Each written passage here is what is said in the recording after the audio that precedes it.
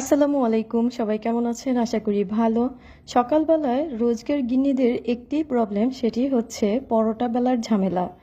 তাই আমি আজকে দেখাবো কিভাবে একদিনেই পরোটা তৈরি করে 7 দিন পর্যন্ত খেতে পারেন।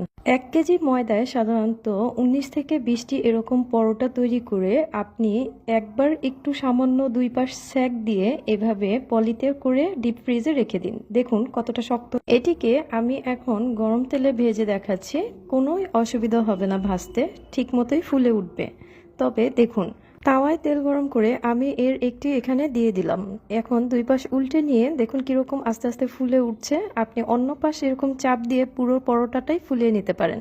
এভাবে একদিন পরোটা বানিয়ে ডিপ ফ্রিজে সংরক্ষণ করে আপনি 7 দিন পর্যন্ত এরকম টাটকা পরোটার স্বাদ পেতে পারেন। আর ডেলি ডেলি পরোটা বানানোর কোনো ঝামেলাও পোহাতে হবে না।